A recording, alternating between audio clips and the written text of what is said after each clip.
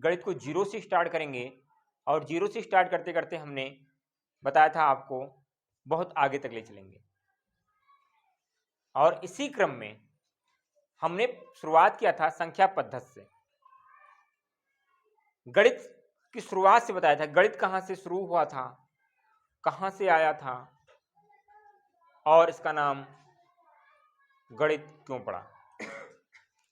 ठीक है, गणित के पिता कौन हैं और भारत में गणित के पिता कौन हैं, और उस तरह से कौन है गणित के पिता।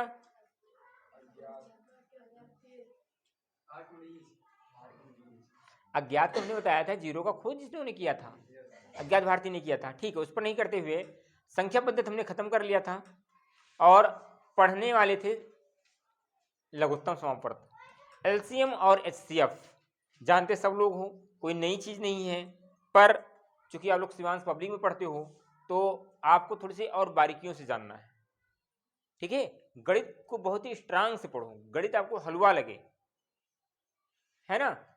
तो गणित पढ़ने के क्रम में हमने पढ़ा था, हम जो पढ़ने वाले आज हैं, पढ़ा था वो कोई बात नहीं है, जो आज पढ़ने वाले हैं वो एलसीएम और एचसीएफ पढ़ने वाले हैं। एलसीएम का फुल नेम होता है लीस्ट कॉमन मल्टीपल। क्या होता है?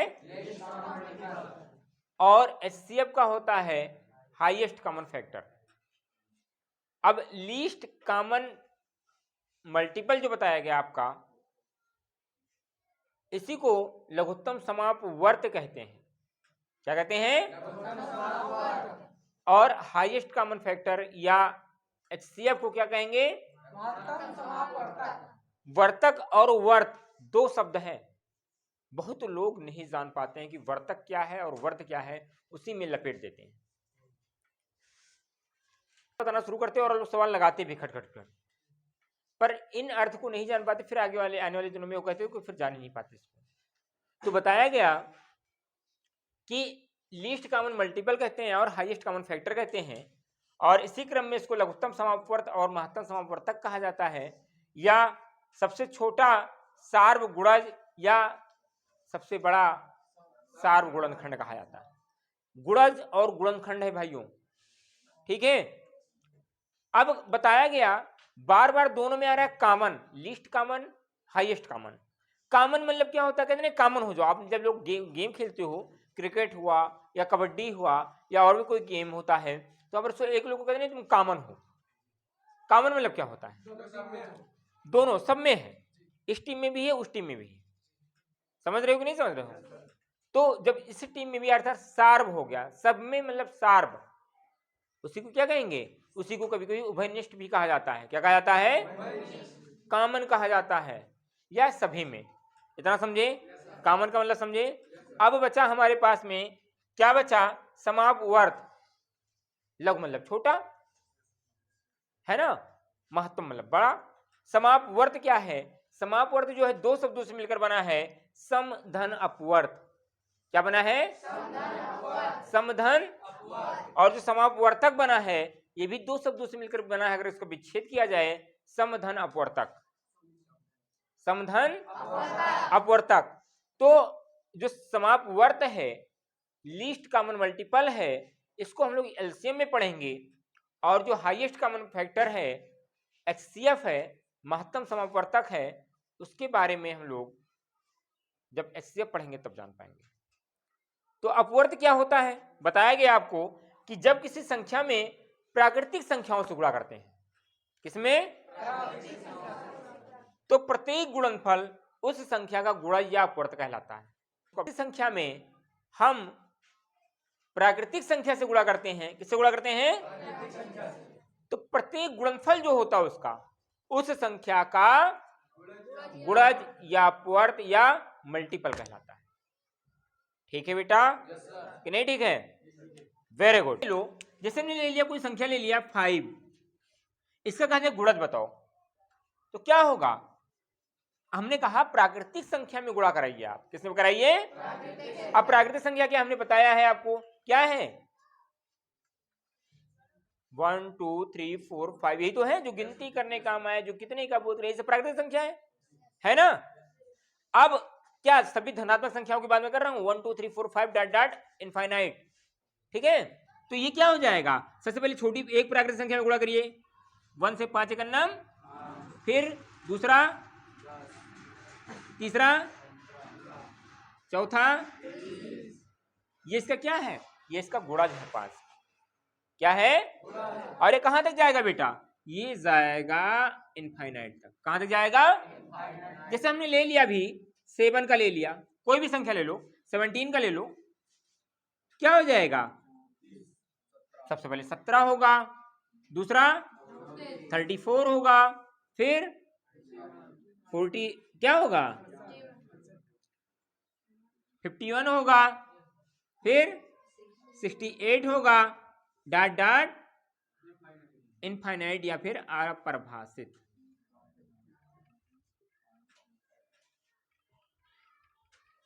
गुणज समझे कि जिन संख्याओं में हम लोग प्राकृतिक संख्या से गुणा करते हैं वह क्या हो जाएगा। अब इस बात से हमको दोनों उदाहरणों से दो तथ्य समझ में आया। क्या चीज समझ में आया कि सबसे छोटा गुणज क्या होता है, स्वयं वह संख्या होती है, और सबसे बड़ा गुणज अपरिभाषित होता है। भाई जब पता ही नहीं हमको क्या है तो कहां तो गुणा करेंगे, पता नहीं है। समझ में आया, सबसे छोटा गुणज स्वयं वह संख्या और सबसे बड़ा, वेरी गुड भाई, इतना जान पाए। क्या होगा मानसी बताओ, सबसे छोटा गुणज क्या होगा बेटा, स्वयं वह संख्या। भाई कोई बैठो, कोई संख्या जब हम लोग लेंगे, जैसे मान लो ले लिया हमने 8 ले लिया, अब 8 का गुणज कहा गया बताओ, 5 गुणज बताओ तो क्या हो जाएगा, 8 1 जा 8, 8 2 जा 16, 8 3 जा 24, 8 5 जा 8 4 जा 32 और 8 5 जा 40, है ना।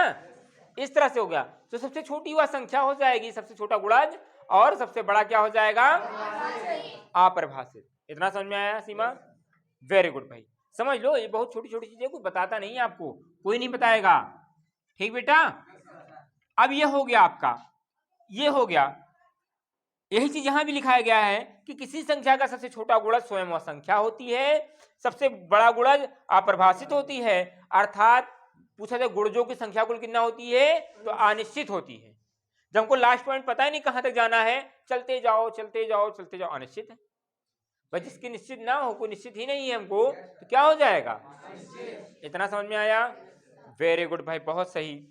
अब आता है, इसको हटा दे, इसको निकालने की अर्थात एलसीएम निकालने की विधियां जो हैं, ये होगा सबसे पहला नंबर होगा गुणज विधि। क्या होगा,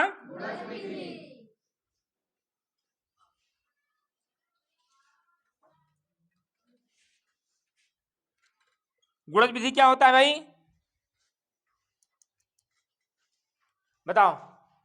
अभी गुणज विधि बताया हमने कि वह संख्या में यदि हम प्राकृतिक संख्याओं से गुणा करें और उसमें जो आंसर आता जाएगा वही क्या होगा, उसका गुणज होगा। जैसे कहा जाए इसमें हमने ले लिया 15 20 है ना, और 30 का लासा ज्ञात करें।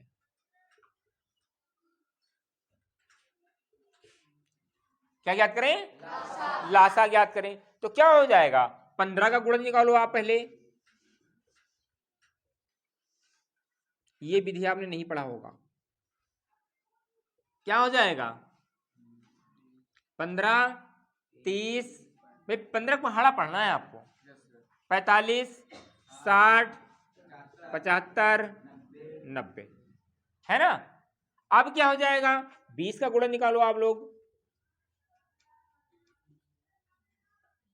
क्या हो जाएगा 20 40 60 80 और 100, ये तो होगा बेटा।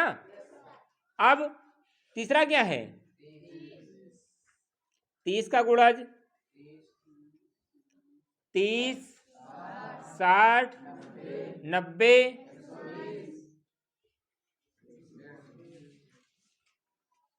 समझ में आया, ठीक है चंदन भाई, ठीक है। इतना चीज जान पाए कि नहीं जान पाए, कोई दिक्कत किसी को, किसी को दिक्कत तो नहीं? इसलिए कहते हैं पहाड़ा याद कर लो, सारा गणित पहाड़े पर डिपेंड है, वर्ग पर डिपेंड है, घन पर। जिसको पहाड़ा याद होगा समझो गणित का महारथी हो गया वो। समझ में कि नहीं आया?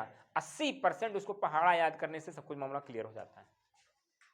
ठीक, अब कहा जाए कि इसका जो लासा होगा 15, 20 और 30 का लासा होगा, जो इसमें कॉमन होगा। क्या कॉमन है भाई? मेरे ख्याल से इसके अलावा और कुछ कॉमन नहीं है 60 हो गया, कोई झिकझिकी नहीं करना है। समझ में कि नहीं आया? इसका लासा क्या हो गया? और कोई इसके अलावा कोई है? कोई नहीं है। ठीक है इतना। लेकिन अब ये विधि जो है प्रचलन में नहीं है, इसको नहीं पढ़ाते आप, इसको नहीं पढ़ाया जाता आपको। पर चूंकि हमने कहा नहीं, गणित जब पढ़ रहे हैं आप लोग, सिवांश पब्लिक में पढ़ रहे हो और आपको केवी सर जी पढ़ा रहे हैं, तो गणित तो भाई खेल का विषय है मेरे लिए, वही चीज मैं आपके लिए बनाना चाहता हूँ, गणित खेल का विषय है। भाई अगर किसी विषय में अगर आपको महारत हासिल करना है तो उसमें जानो, पढ़ाया जाए या ना पढ़ाया जाए। समझ में आया कि नहीं आया? पढ़ाया जाए या ना पढ़ाया जाए, इतना समझे? तो ये अब प्रचलन में नहीं है, इसको आपको अध्यापक नहीं बताते हैं, ना ही किसी किताब में ही नहीं दिया जाता है आसान कि नहीं है? मान लो कोई दूसरा विधि लगा रहा है, हमारा मन कर रहा है इससे लगा दिए, भाई कोई गलत भी नहीं कर पाएगा। ठीक है, अब जो दूसरा विधि आता है, ठीक है, इतना इसको हटा दें। जो दूसरा विधि आता है, यही सवाल लेंगे हम लोग। क्या सवाल था? हाँ, दूसरा विधि जो आता है सार्व उभयनिष्ठ या गुणनखंड विधि। इस विधि के अंतर्गत ऐसी संख्या का चयन करते हैं जो 2 या 2 से अधिक संख्या को पूर्णतः विभाजित करें। जैसे हमने कहा 15, 20, 30 का गुणज विधि द्वारा लासा निकालिए, क्या कहा जाएगा? तो हम लोग वो फंडा लगाएंगे, कहा जाएगा इसमें कि सार्व या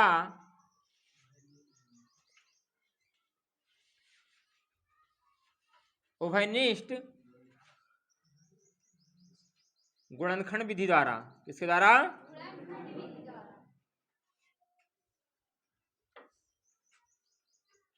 विधि द्वारा लासा निकालिए। ठीक है, लासा आज मैं खत्म कर दूंगा आपका। ठीक बेटा, अब देखो इसमें क्या है, इसमें होता क्या है, 15, 20 और 30 ऐसे इसको गुणनखंड करते हैं। किससे कटेगा ये? 2 से। 15 नहीं कटेगा, दहम्मा और ये 15, 2 कटा के नहीं कटा यहाँ पे। आप किससे कटेगा? 3 से। चलो 2 से काट दो, क्या हो जाएगा? आप किससे काट देंगे? 3 से काट दो, 3 बचे। अब हमने जो अभी कहा था कि आप इसको 3 से काटो, क्योंकि लास्ट हमने क्या कहा, 2 या 2 से अधिक गुणनखंड जब हो, यहाँ पर एक को ही काटा आपने।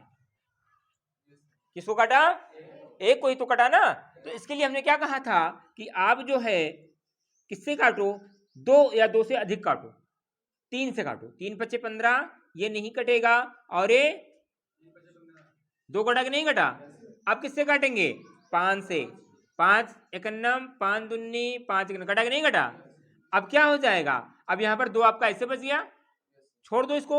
यहाँ पर क्या हो जाएगा? इसका जो लासा हो जाएगा 15, 20, 30 का लासा क्या हो जाएगा भाई? 2 गुणे 3 गुणे 5 गुणे 2, ये भी तो लिया जाएगा। क्या हो जाएगा? 2 3 6 5 30 दुन्ना, वही आंसर आया। इसके लिए सही है हमारा आंसर। समझ रहे हो कि नहीं समझ रहे हो? सूरज समझ में आ रहा है? तो ऐसे लेटो यार उधर। ये चीज समझ में आया? उतारना है किसी को, लगा लेना भी ऐसे। एक विधि में और बताने जा रहा हूं आपको, शीर्ष संख्या। क्या हो जाएगा? अगर इसी कहें शीर्ष संख्या गुणनखंड विधि से निकालो, इसके द्वारा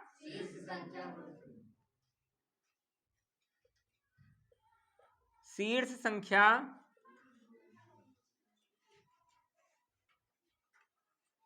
गुणनखंड विधि द्वारा, शीर्ष संख्या गुणनखंड विधि द्वारा, इसी को कहते हैं 5G। आप लोग 4G में हो लेकिन 5G बना दिया है। किसमें? 5G method. भाई तुरंत निकाल के दिखाओ हमको, समय नहीं मेरे पास में। पर ये सब छोटी संख्याओं में होता है, बड़ी संख्या में आप लोग वही चीज निकालना, सार्व गुणनखंड विधि वाला है ना, वो विधि बहुत ज्यादा प्रचलन में है, इसमें वही पढ़ा और पढ़ाया जाता है। अब इसमें आपको जो 5G विधि मतलब बहुत तेज, 4G से भी तेज 5G, तुरंत देखा नहीं हमको एलसीएम बताया खड़ा सही चीज होगा। कभी देखा होगा आपने कि जब हम सवाल लगाते तुरंत बता दिया हाँ ये एलसीएम हो गया, है ना। कोई उसमें नहीं कि मेरे 2 सींग लगा है मुझे पता है ज्यादा जानकारी, कुछ नहीं पता है, पहाड़े पर बेस है। क्या है? पहाड़ा अगर आपको आता है तो जानो कोई दिक्कत नहीं है। तो इसमें होता क्या है, जो सबसे बड़ा होता है, क्या होता है? जो सबसे शीर्ष मतलब बड़ा, सबसे बड़ा वाले को लेते हैं, है ना। तो जो सबसे बड़ा वाले को ले लिया हमने, तो इसका मल्टीपल करो, 30 एकम 30 दुन्ना। अब 60 को चेक करेंगे, क्या इससे 60 विभाजित है? 30 दुन्ना 20 तैया 15 चौका, इसका एलसीएम क्या होगा? 60 होगा। क्या होगा? हमने कहा 5, 10, 15 का एलसीएम क्या होगा? सबसे बड़ी संख्या ले लो, 15, 15 दुन्ना कैसे कटता है? कैसे कटता है? समझ में आ रहा कि नहीं आ रहा है? तो ये क्या हो गया? इसका ये एलसीएम हो गया। ठीक है। और कोई संख्या ले लें हम लोग, मान लो हमने ले लिया 20, 25, 35 ले लिया, सबसे बड़ी संख्या 35 हो गया। इसकी दूसरी संख्या 70 हो गया। क्या देखो ये कटता है? 20 से 70 नहीं कटा, 25 से 70 फिर और बढ़ेंगे आगे, 35 से यहाँ क्या कटा? ये नहीं कटा ना, फिर से आ जाओ इससे, 35 होगा 140, क्या कटा इससे? नहीं कटा, आगे फिर से बढ़ते जाओ, क्या होगा? 175, क्या कटा इससे?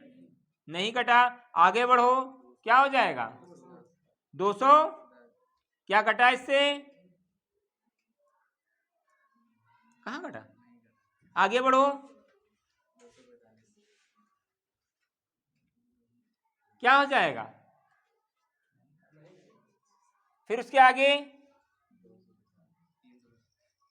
कितना होगा? 280, क्या कटा इससे? नहीं कटा, है ना। तो इसमें बढ़ते कहानी छोटी संख्या ले लेते हैं, इसमें किसके लिए लेते हैं? छोटी संख्या और काम करेगा। अगर जितना आपको छोटी संख्या मतलब जितना आपको पहाड़ा याद है उस हिसाब से, भाई पहाड़ नहीं याद है 35 का कैसे लगा पाओगे आप?